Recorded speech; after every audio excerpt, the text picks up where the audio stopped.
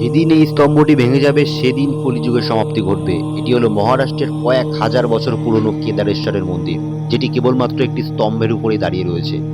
শোনা যায় কয়েক হাজার বছর আগে এই মন্দিরের একটি স্তম্ভ ভেঙে যায়, যার জন্য একটি যুগের সমাপ্তি ঘটে। প্রথম স্তম্ভটি সত্যযুগ শেষ হওয়ার সময় ভেঙে যায়, এইভাবে দ্বিতীয় স্তম্ভটি ত্রেতাযুগ এবং তৃতীয় স্তম্ভটি দ্বাপর যুগ শেষ হওয়ার সময় ভেঙে যায়। বিশ্বাস অনুযায়ী চতুর্থ স্তম্ভটি, অর্থাৎ যে স্তম্ভটি বর্তমানে রয়েছে, তা কলিযুগের সমাপ্তিতে ভাঙবে। তার সাথে বৃষ্টির সময় যখন গুহাটি ভরে যায় তখন শিবলিঙ্গটি নিজে থেকেই উপরে উঠে আসে। এরপর যখন জল কমে যায় তখন শিবলিঙ্গটি আবার নিজের জায়গায় বিরাজমান হয়ে থাকে। সবথেকে আশ্চর্যের বিষয় হলো গ্রীষ্মকালে এত গরম থাকা সত্ত্বেও এই গুহার জল ঠান্ডা থাকে, আবার শীতকালে একইভাবে এই গুহার জল গরম থাকে। এখনো পর্যন্ত বিজ্ঞানীদের মতে এটি একটি রহস্যময় মন্দির, কারণ কিভাবে একটি মন্দির একটা স্তম্ভের উপরে দাঁড়িয়ে থাকতে পারে। দেবাদিদেব মহাদেবের এরকম আশ্চর্যজনক লীলার জন্য কমেন্টস বক্সে লিখুন হর হর মহাদেব।